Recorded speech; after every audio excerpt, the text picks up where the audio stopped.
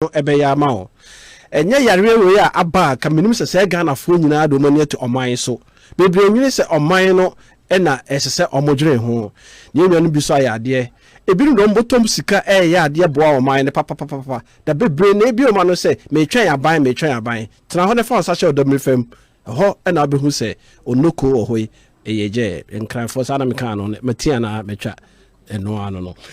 eti da meka ne se mumye nyina yakọ ekotodwa nim ne yefe ye hu hyem ne mompa ye se ebeyeye yare no enya abeka ye ho yare bebre na abeka ye ho ene ti ewiase dam se ahobambo ahweye ene ayinti ye mu bebre atimi akwati yare ne bebre ene eti ase do abeka ye ho yansa ankwati no na se yese ye de ho behhye de ni kwan se ye mu Asempa94.7FM o de be contem de me pese me kan no yese faade kata wo hwene na se oni obi di nkomo asere be ya wo hwansi ananse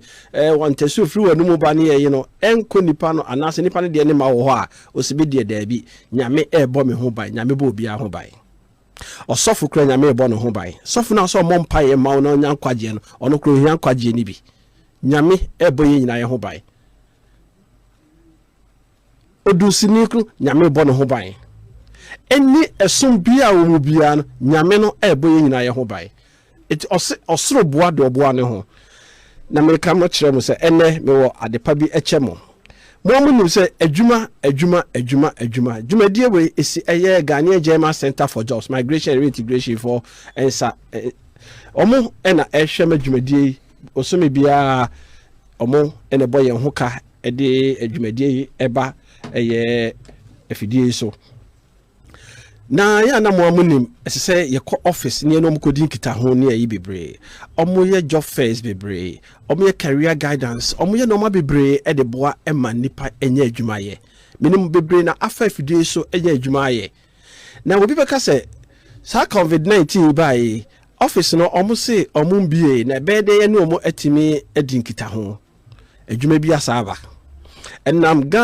Ghanaian German Center any Ministry of Employment and Labor Relations so omune eye Prudential Life Insurance for akabum Prudential for pe eye enipa ne omo aye adwuma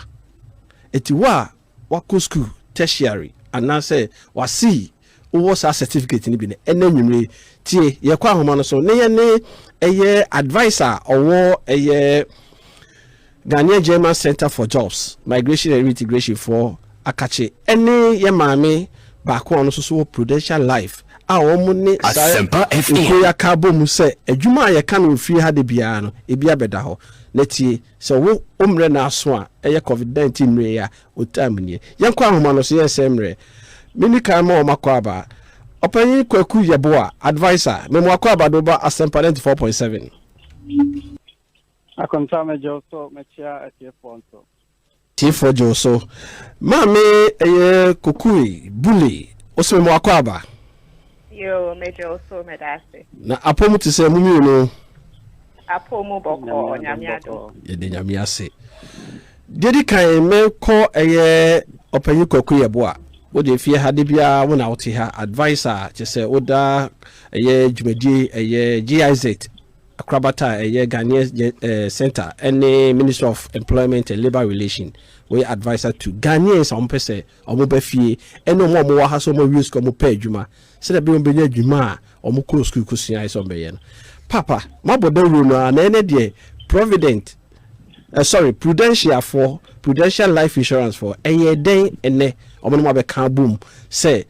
mo na mo mpe anase mo hwehwe yenu no mo use school eye university ne wasi for mo sa no kuta certificate emra me adwuma yo akonta wabisabi na yankomodie no enye afi na ye sha se de unim dada no adwuma ye no wo Ghanaian German Center ho ne Ministry of Employment and Labor Relations won kita hodie ene se ye beboa enua no mo mabunu na omonso a sabio omatu kwan a nam ensemba akumienu nti omasan ba fie na ya so masene ewo ye omopesa omuyem na enyina nso emse yenim ohawa abeto wiase a Ghana enso eka ho sese ama adwuma Asempa FM dane kakra Enumu Nkomodie na yeguso na ejuma eye Prudential Life Insurance for and so ade omode ebeka ho ne fare by ne se se nipa ne bebre awie tu a omo ofie obia epe ejuma unfortunately so no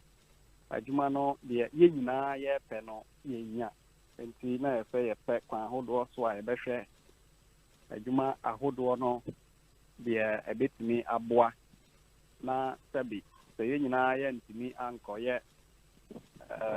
bia ACC ya me ya accountant a emu de hin ebetimi aye insurance ejuma emu de hin ebetimi aye bank ejuma na ne fare by no Prudential Life for any ebedi nkomo efa omo event omo pesa omo ye virtual sales event. They can virtual sales event na kwanya obefa so sabi yenyina ya tifie sisi wa wani tia sisi ye nkwa adwuma ya tifie ne ya adwuma internet so na ya adwuma enti kwa ben so na wo fie wo phone kita obetime dia ya adwuma na aba mfaso na nkoba se bia Facebook na se WhatsApp keke na ode ye and is ana montoe na omode beto ye ne ne ka se wo ye nkomopa the be bia nipa mienu miensa ensia na edu ebenya adwuma aye no ede empaso ebe bromai no na ye de ho ebata omo ye hwe ni mo se nyame ya adoma 21st of this month no ye de fa dwumadie no be hwehwe so entina obisa ya de wo ho no Joe bidasene tofa wabo amame Yanko ye mame ye kukui bully mame eti say Ado me hoye na wudi bully no secondary school bully ni bi ne de ato ana Amankwa edina kasa eye bully eye bully into bully ndia enka edino ho okay na mama me de me pacho na me fi say wo school na so guy name na jeja what the account certificate Yamba me so a head of agent and recruitment Prudential Life Insurance on the year head or recruitment office ahonomo mame ma hu ba bia anko say a year GIZ a year Ghanaian German Center ho e ba ne say you medasi yenya baby anko say Ghanaian German Center free if you say Ghanaian German Center for no omo ya ade e man nkofo eduma omo boati tu nkofo omo etu kwan aba omo pesa omo be settle back in Ghana na eno nso ka ho no omo boa nkofo omo area school to tertiary for no a omo hwehwe eduma na dodo na answer na omo enya eduma no omo de ombe call training mo ombe coach omo amomo career guidance and sa na omo place omo e wo the right employment mo dodo na obo ho se nkofu bebre omo ko start eduma omo nimbia eduma no e fa ho na omo de omo ho akwa akohwem efise omo pe omo tifie omo pe bibia ye Asempa FM 94.7 and sa na obi abaye ho so ne e be eduma no a sales life insurance sales no e wo so omo timeti eduma na ase omo hu dia Asempa FM ma na mboaye de be ma omo ankasa na mboaye omo de be ma aman na nsuso nti ehwe mu no yehu se Ghanaian German Center for no omo ne yen edwin along the same line ombe ma training ehu hia ombe coach omo na ya guiding for ombe tini aye edwuma ama na abo omo ankasa ene oman no nti na ye decide say ye ne omo be partnership na ya ye virtual career fairway na nkofo omo ofie omo ewie university any other tertiary institutions omo start edwuma omo ne edwuma ye no ye betumi ahwe kwan e wo so ye betumi de aboa Jina so me bio so o kan say ya na makoma atomeyem because be na kwa edwuma mu a enche ne ama no letters onkofie ontiase because edwuma na kasa no o ka so betumi aye no the offer na adwuma no kra no ono akra no the experience no kra no on shede nim but na adwuma no nkoso nti o ka se Kofi so na akoya asem nti mo pɛ the best of the best na mo no ma ye adwuma yo mame the career opportunities being in a currently no more ma yenu ma omo wie school also mo pɛ adwuma opportunities being the wo yo medase nti sa o kai yankasa Prudential Life Insurance said that we are a din kono ye life insurance company e wo Ghana ha ye wo enim ye koye enim tempem pa na ye offer financial protection any financial security ama nkofo e wo Ghana ha na kwan ya ye fa so de ye sa de ne say ye you see sales executive omo no mo koton insurance e ma nkofo na ena meno sentino every month bia ye fan crofo na the good thing is say oba ye ho a omba beton insurance keke unya ho e build one kasa wo business ubedane entrepreneur e wo life insurance sales ubedane businessman e wo life insurance sales no nti sa opportunity we e na wo hosisi a omo ewie tertiary omo degree omo HND ebinu mo diploma omo fie omo pese omo ye adwuma eno ho hia omo pese omo ye adwuma pa omo build omo ankasa omo business si ade the way abibia si ko no wo ankasa we adwuma eboa nti sa opportunity we ena de ato ho amagana force sia asem de question aka me bebusa wa na ade to aso no say hwan ene qualify say otimi babie ena okay de owie university ana say owie okuta de wasi certificate na me yenuanom bebre ho so a me ka ho bi ye na yensa no ne adwene ye ntimi ntro enya qualification no na mom ya adwene no de wo de transnational chair say fa wetu ade a itimi kabo man ye sankofo no so no mo ntimi ma no mo mesua na mo so hu na mama mo kwan bi ye ekwan da ho wo ho se edwuma no ye wo mu ahodo ena wo mu dia obi abetumi aye nti sisi a no sa opportunity we ye de to homa omo ewie tertiary ne sisi a na enso so to say that we are kind ebinum wo ho no ma omo ewie wasi omo secondary school qualification ye be sure omo so now to sankrofo no ye pawo cho also mo debate 25 years air course no if say omo be start omo ankasa omo business nti say what timasi a wo be start wan kasa o business a you expect to say at least when you nkakra obetimi aso adwumemu obetimi aha ye nkrofo obetimi ahwe omo so na omo nsusu omo onyi nti hu hia say nkrofo no omo ye be form no omo akọ omo enim kakra Asempa FM. Na me so obi tie eni ayi Ghana de Kwaku ubisa Ghana ni de ono adwuma no nya kan na nakatua ena wo dwene kwan be so support ben structures ben am de agu am de support such a people no in terms of sikasem yo medase asa the America ashase no say omoba ye fan crofo no na se train omo na so omoba omomba embeton insurance nkwa omoba no ma ba be oni omo ankasa omo business into to say that we are every business runs no one kasa na obe determine sika hia ope into me Kwaku Amankwatia a oba be ye adwuma o ye businessman na obe start we adwuma into sha sia wo ka kire me say sika hia na ope sika hia ope so oye no eno ho mboaye na company ne de be ma ye be train you e wo how a obesi pass to akoton ade ye be train you afa hwan ne hwan ho na wo so wo na wo koton ade ye be ma osan boaye ni nyina so that sika wan kasa wo pe no obenya into the way amesi aka no waketua no enye fixed into woni sika e da ho e be kasa bosumu bia e be ma 1000 na e be ma 2000 obi wo ho a 2000 enso no opesika kese 5000 ope inyi na ejina wo so wa hoodin oyere ho a obenya sika bebre e na yenso so ye be boa se be a obekọ wenim na wenya sika dodo a eda wakoma so a ehu beto it is a mimi nuanom mo kasape ne Abrokyire Amankwatia ne bukuruku yoyo no me ma me da mani ho simple ni ho kapre ni ho na wo kan say na manya mo number benya mo direction na ma ba me say no bo anu se mo kan de say be duro na say bia forms you kra wo fa kra tua 5 Asempa FM eno so no enkoye anadwuma na asem Amankwa de bida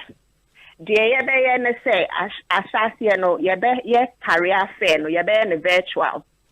inti ye the Google link na beto ho amamo na obia wan kasa wo be ko na wa ko register unhia se obefa obia so wan kasa na obe kwa akoye registration we registration area na ya send details are or the be log online so say that we akweku kan no to see ade a course no ntino ehu hia so obeba office ye be ye bibia online inti one on one and we nyina e free inti ma obia and ada obia se oji ni sika ansa no waba be yes adwuma we e free wan kasa na wo beba na waba be ye sika sem gbiara enimo Kwaku yeboa Panye so de minia ba bule akai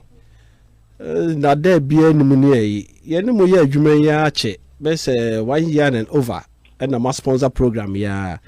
de bia de mo kan free yenti say obia besu say ebia workshop obi magine scan ye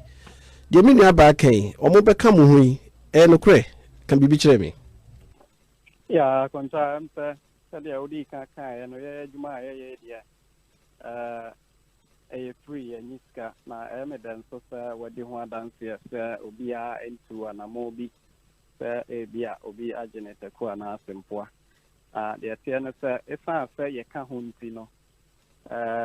ye nianom prudential life insurance for no omo niska se de oka no registration link no se de ye no da bia ye program sa ye no e de beto ye Facebook page or online or WhatsApp here and now fra the link member ma otifie who here so be free